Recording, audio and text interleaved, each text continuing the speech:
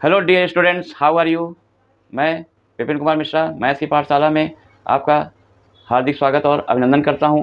उम्मीद है दोस्तों आप सभी स्वस्थ होंगे और अपने लक्ष्य की ओर तेज़ी से आगे बढ़ रहे होंगे। दोस्तों, जैसा कि आप स्क्रीन पर देख पा रहे होंगे कि आज की क्लास में हम बहुत ही important topic application of derivative, जो कि क्लास 12th में एनसीईआरटी की बुक में 6th चैप्टर है दोस्तों, आज उसको हम आप लोगों को स्टार्ट कराएंगे। तो आज के इस लेक्चर में पार्ट 1 में हम लोग फर्स्ट एक्सरसाइज को कवर करने की कोशिश करते हैं। आप लोग भी फर्स्ट एक्सरसाइज इस वीडियो को देखने के बाद लगाएंगे।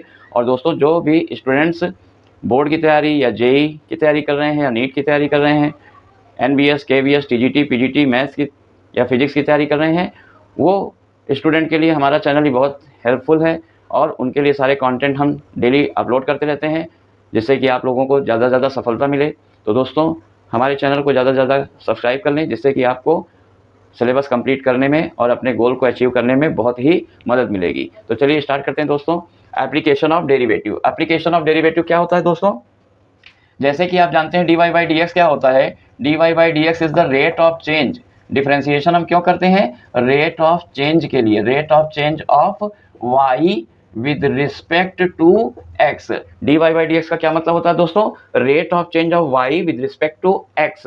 तो जहां पर भी जिस फंक्शन में हमें रेट ऑफ चेंज जानना होता है, वहीं पर हम लोग क्या करते हैं? डिफ्रेंशिएट करते हैं। डिफ्रेंशिएशन का मतलब होता है रेट ऑफ चेंज। तो इसको हम लोग अपने डेली लाइफ में कैसे अप्लाई करते हैं, तो इसी पर आज बात करते हैं। जैसे मान लीजिए कोई सर्किल है, ये सर्किल है, सर्किल का रेडियस r है। जैसे जैसे रेडियस बढ़ाएंगे तो इसका सरकमफेरेंस भी बढ़ेगा और ये पूरा इसका एरिया भी इंक्रीज होगा। तो अगर यहाँ पर सरकमफेरेंस का फॉर्मूला लिखें सर्किल का, तो 2 पाई r होगा और इसको डिफ्रेंशिएट करेंगे r के रिस्पेक्ट में दोस्तों, तो हो जाएगा D by D R equals to 2 pi और r का डिफ्रेंशिएशन क्या होगा? 1। तो ये आपका हो जाएगा rate of change of circumference with respect to radius. लेकिन अगर दोस्तों इसी को कह दिया जाए कि rate of change of circumference with respect to time, तो फिर आपको चैन रूल लगाना पड़ेगा। डी बाई डी करेंगे तब rate of change of circumference with respect to time. यहाँ पर फिर आपको 2 पाई आर का डिफ्रेंशिएशन 1 तो हो जाएगा, लेकिन उसका फिर D R by D T लगेगा। जहाँ D R by D T हम क्या बोलेंगे? इसको D R by D T को बोलेंगे rate of change of radius with respect to time. D R by D T क्या होगा दोस्तों? Rate of change of radius with respect to time. ये हो गया D C by D T. इसी तरह इस सर्किल का एरिया ऑफ सर्किल का फॉर्मूला क्या होता है दोस्तों? पाई आर स्क्वायर। तो अब इसको अगर हम रेडियस के रिस्पेक्ट में डिफरेंशिएट करेंगे तो रेडियस के रिस्पेक्ट में क्या हो जाएगा दोस्तों? डी बाई डी आर पाई और आर स्क्वायर का डिफरेंशिएशन क्या होगा? 2r। एक्स की पावर n का डिफरेंशिएशन nx n माइनस 1, तो ये हो गया 2 पाई आर, तो जो कि सरकमफेरेंस के बराबर है। 2 पाई आर किसका फॉर्मूला है? सरकमफेरेंस का। तो D by D R equal to हो गया 2 पाई आर, जो कि सरकमफेरेंस के बराबर है। तो इससे ये भी हम प्रूव कर सकते हैं कि rate of change of area of a circle with respect to radius is equal to the circumference. अब अगर इसी एरिया को हम टाइम के रिस्पेक्ट में डिफरेंशिएट करें तो rate of change of area of a circle with respect to time, तो हम लोग पाई आर स्क्वायर को 2r कर देंगे, लेकिन D R by D T लगेगा। रेडियस का rate of change of radius with respect to time, तो ये आपका आ जाएगा 2 pi R D R by D T. इसी तरह दोस्तों, मान लीजिए कोई स्फेयर है, ये स्फेयर का वॉल्यूम, ये स्फेयर का रेडियस है और रेडियस r है। वॉल्यूम क्या होगा स्फेयर का? 4/3 पाई आर क्यूब। अब इसको अगर हम रेडियस के रिस्पेक्ट में डिफरेंशिएट करें तो बोलेंगे rate of change of volume with respect to radius. तब ये हो जाएगा आपका 4/3 पाई और r क्यूब का हो जाएगा 3r स्क्वायर। 3 से 3 कैंसिल, 4 पाई r स्क्वायर, जो कि क्या होता है? Surface area of the sphere. तो rate of change of volume with respect to radius is equal to the surface area. आयतन में परिवर्तन की दर त्रिज्या के सापेक्ष क्या होता है दोस्तों? वक्र पृष्ठ के बराबर। लेकिन अगर इसी को हम टाइम के रिस्पेक्ट में करें तो dv बाई dt क्या होगा? तब r को मन में t मानेंगे तो 4/3 पाई और r क्यूब का हो जाएगा 3r स्क्वायर, लेकिन dr बाई dt लगेगा।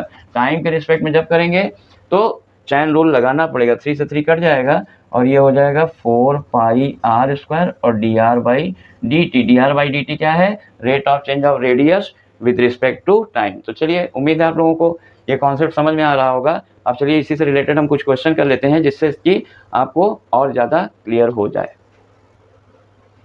हाँ तो दोस्तों, ये पहला क्वेश्चन है एप्लीकेशन ऑफ डेरिवेटिव में रेट ऑफ मेजर का।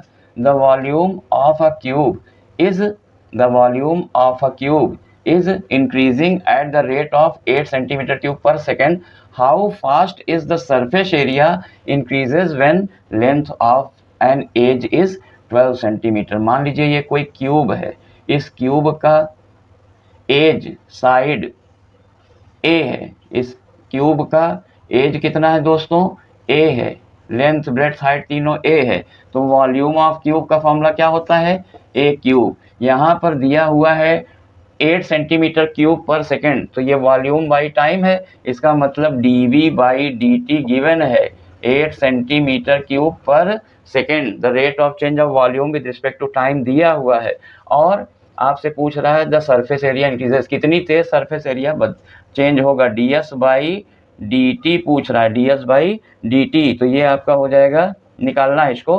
तो पहले बताइए वॉल्यूम का फॉर्मूला ये है, इसको हम डिफ्रेंशिएट करते हैं किसके रिस्पेक्ट में, और एक एज यहाँ पे दिया है 12 सेंटीमीटर, तो वॉल्यूम का डिफ्रेंशिएशन करिए टी के रिस्पेक्ट में, तो आएगा dV बाई dt।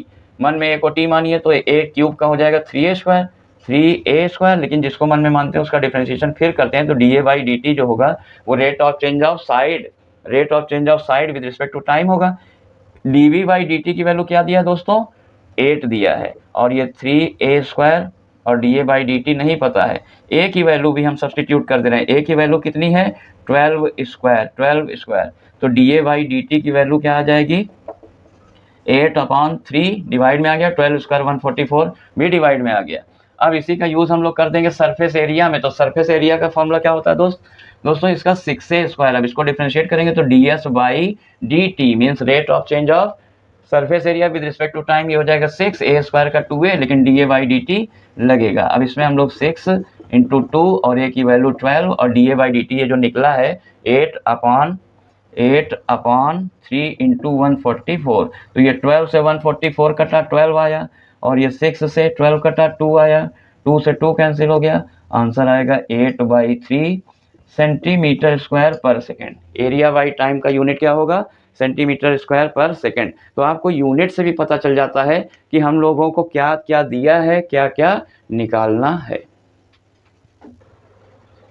हाँ दोस्तों, ये क्वेश्चन आपका स्क्रीन पर सेकंड क्वेश्चन है, कह रहा है कि the total revenue of the sale of x units, मतलब ये x आइटम का प्रोडक्शन अगर करते हैं तो उनको मार्केट में सेल करने पर रेवेन्यू कितना मिला कंपनी को, rx, ये रुपीस में दिया है 13x² + 20x + 15, x यूनिट को x यूनिट ऑफ प्रोडक्ट को सेल करने पर इतना रेवेन्यू मिला, और कह रहा find marginal revenue when x = 7।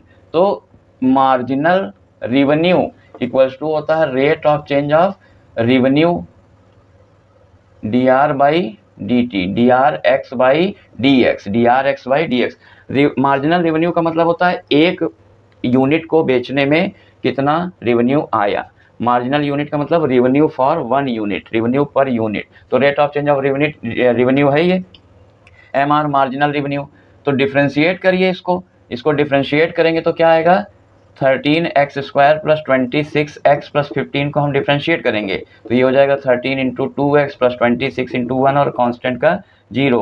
ये आपका मार्जिनल रेवेन्यू फंक्शन आया, मार्जिनल रेवेन्यू फंक्शन जो कि है 26x + 26। अब इसी में x की जगह क्या रख देंगे, पुटिंग x = 7, तो ये आ जाएगा MR when x = 7। Marginal revenue जब 7 आइटम प्रोडक्ट प्रोड्यूस होंगे तो 26 × 7 + 26 ये हो जाएगा 26 × 8, 8 × 6 = 48, 8 × 2 = 16, 16 और 4 20, 208 रुपीज़, 208 रुपीज़ दोस्तों, ये है आंसर। तो अब हम लोग नेक्स्ट क्वेश्चन पर चलते हैं। हाँ तो दोस्तों ये स्क्रीन पर तीसरा क्वेश्चन है। तो इस क्वेश्चन को देखकर आपको थोड़ा सा लग रहा होगा कि ये टफ है, बड़ा क्वेश्चन है, लेकिन ऐसा नहीं है। जब किसी के इरादे बुलंद होते हैं, जब आपने मन में ठान लिया कि हमको जीवन में कुछ कर दिखाना है, तो बड़े से बड़ी मुश्किलें भी राह को आसान कर देती हैं। आपकी मंजिल आपके सामने नज़र आती है, बस मन में दृढ़ संकल्प ले लीजिए कि आपको ये करना है तो करना ही है। जुनून से बड़ा दुनिया में कोई सफलता नहीं है। सफलता उसी को मिली है जिसके अंदर जुनून है। खा पी के सो गए, 9 बजे उठे, उठने के बाद नहाए धोए तैयार होकर स्कूल चले गए, स्कूल से लौटे, बस्ता फेंका, बैग फेंका, स्कूल से कोचिंग गए, कोचिंग में पढ़ के आए, रात में घर में सबको चिल्लाए कि हम दिन भर थक गए पढ़ पढ़ के। कोई फ़र्क नहीं पड़ेगा, कोई फ़ायदा नहीं होगा। जब तक अपनी मर्जी से सेल्फ स्टडी नहीं करेंगे, कोई फ़ायदा ना स्कूल का होगा ना किसी कोचिंग का होगा। आप जो स्वयं अपने से पढ़ेंगे, वो लोग केवल आपको मार्गदर्शन देंगे, करने का तरीका समझाएंगे, रास्ता बताएंगे, लेकिन करना खुद आपको ही है। तो चलिए दोस्तों, कोई भी क्वेश्चन कठिन नहीं होता, बस करने का इरादा होना चाहिए। कह रहा है इस क्वेश्चन में, the length x of a rectangle is decreasing at the rate of 3 centimetre पर मिनट। तो इसमें एक चीज ये समझिए कि किसी रेक्टेंगल का लेंथ x है और ब्रेड्थ मान लीजिए y है, और ये पेरीमीटर का फॉर्मूला क्या होता है, पेरीमीटर होता है 2 ब्रैकेट में लेंथ प्लस ब्रेड्थ, और एरिया का फॉर्मूला क्या होता है, लेंथ इंटू ब्रेड्थ। अब यहाँ पर ये दिया है, अगर रेट ऑफ डिक्रीज है तो उसको माइनस में लेना है, उस डिफरेंशियल कोफिशिएंट को माइनस में लेना है, और रेट ऑफ इंक्रीज है तब उसको प्लस में लेना है। तो यहाँ पे जो लेंथ है ये x ये डिक्रीज हो रही है, तो dx बाई dt आपको माइनस में लेना पड़ेगा, माइनस में 3 सेंटीमीटर पर मिनट, और विड्थ इंक्रीज हो रही है 2 सेंटीमीटर पर मिनट की रेट से, तो इंक्रीज के केस में dy बाई dt को प्लस में लेंगे 2 सेंटीमीटर पर मिनट। अब ये पेरीमीटर का रेट ऑफ चेंज जानना चाह रहा है, तो हम इसको डिफरेंशिएट करेंगे दोस्तों टाइम के रिस्पेक्ट में, dp बाई dt, तो 2 तो बाहर रहेगा, लेकिन x पे लगेगा dx बाई dt, और y पर भी dy बाई dt।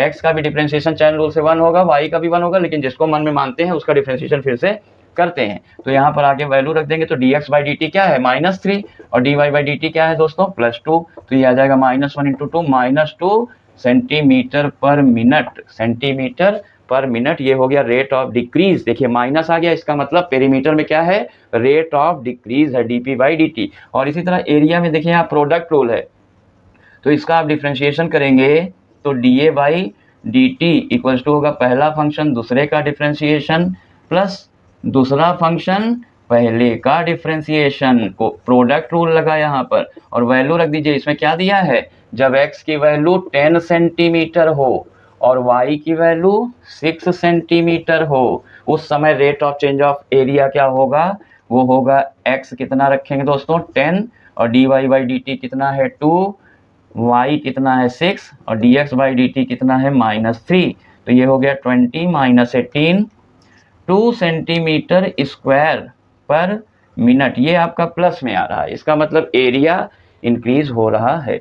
तो इस तरह से दोस्तों आज की क्लास में हमने आपको एप्लीकेशन ऑफ डेरिवेटिव के क्लास 12 के बच्चों में और एप्लीकेशन डेरिवेटिव में टॉपिक में आपको हमने पहला टॉपिक कवर किया। सब टॉपिक कौन सा है, वो डिफरेंशिएशन का ये एप्लीकेशन है, जिसमें पहला है rate of measure first exercise 6.1। उम्मीद है आप लोगों को कवर हो जाएगी, आप लोग उसके सारे प्रॉब्लम लगा लेंगे। आज की क्लास दोस्तों हम लोग यहीं पर फिनिश करते हैं। Thank you, have a nice day.